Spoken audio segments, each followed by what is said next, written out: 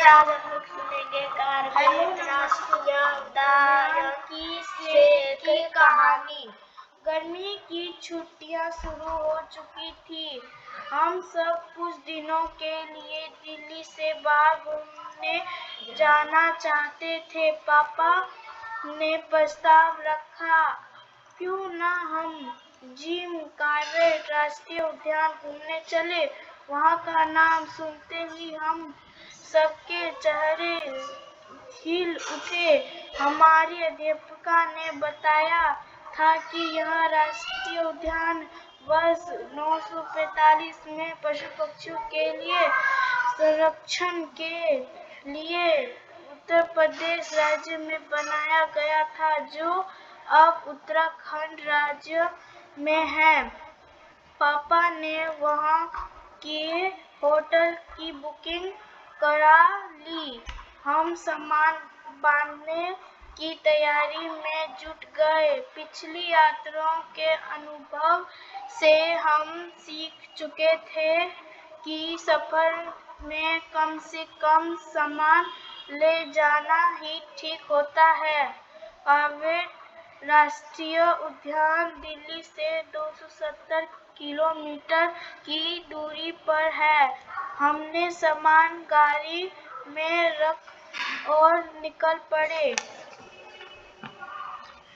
हम 6 घंटों का सफर तय करना था। समय बिताने के लिए हमने अंताक्षरी खेली, मम्मी द्वारा बनाए नाश्तों का मजा लूटा और बातें करते हुए अपना गंतव्य पर पहुंच गए।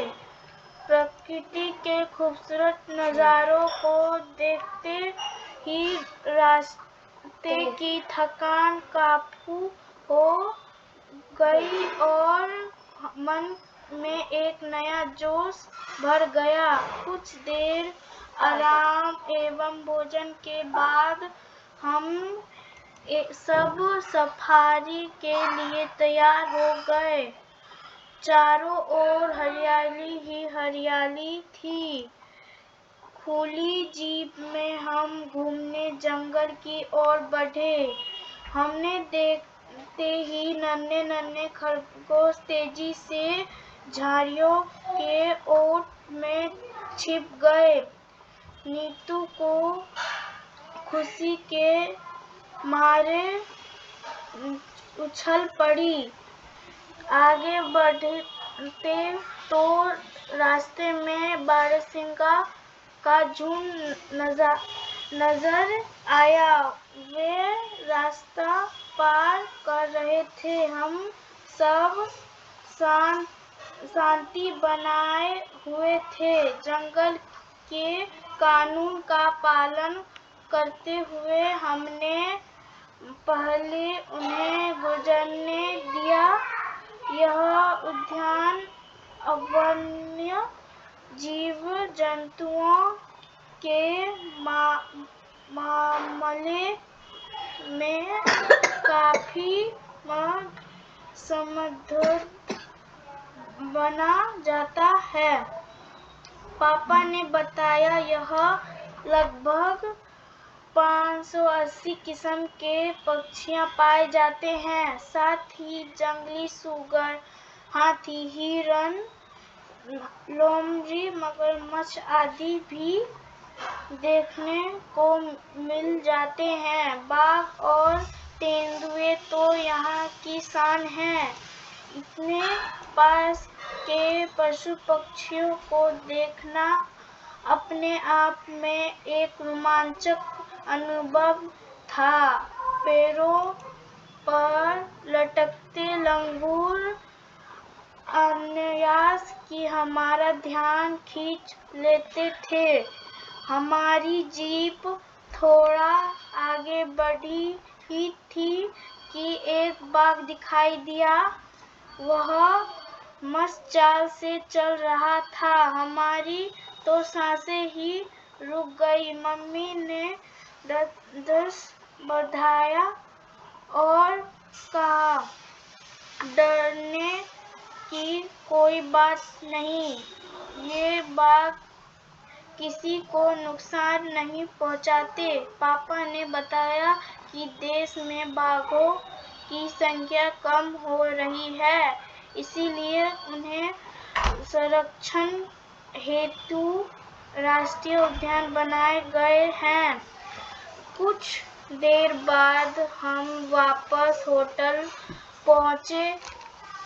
पूरे दिन जो भी देखा उसकी ही चर्चा करते रहे। मम्मी अपनी रसोई और पापा अपने ऑफिस से दूर यहाँ बहुत ही अच्छा महसूस कर रहे थे।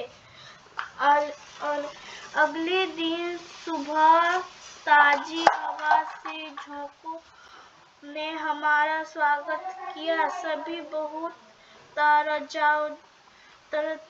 ताजा तो महसूस कर रहे थे। नाश्ते के बाद नजदीक में ही बहती रामगंगा नदी की ओर हम पैदल ही चल पड़े। आसपास की पहाड़ियों में उनके बीच गुजरती बसों बहुत ही खूबसूरत लग रही थी। नदी के स्वच्छ पानी के पास बैठकर हमने बड़ी देर तक बातें की। पानी में तैरती छोटी छोटी मछलियों को देखकर मैं और नीतू को फूले नहीं समा रहे थे। कब दोपहर हो गई पता ही नहीं चला। फिर हम होटल लौटे और दोपहर का भोजन कर दिल्ली के लिए रवाना हुए। काव्य राष्ट्रीय उद्यान से लौटना अच्छा तो नहीं लग रहा था, पर वापस आना भी तो बहुत जरूरी था। रास्ते में बारिश शुरू हो गई। हम वर्षा में नहाती पहाड़ियों को देखते हुए लौट रहे थे। अपनी दिल्ली की ओर मन में सजाए उन रोमांचक पलों को जो हमने वहां गुजारे थे। सुंदर लुभावने पशु पक्षियों और वहां में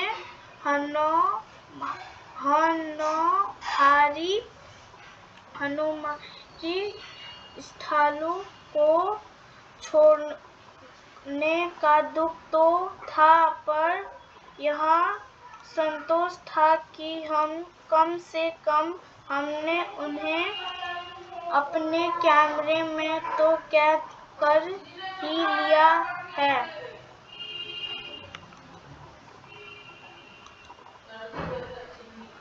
थैंक यू।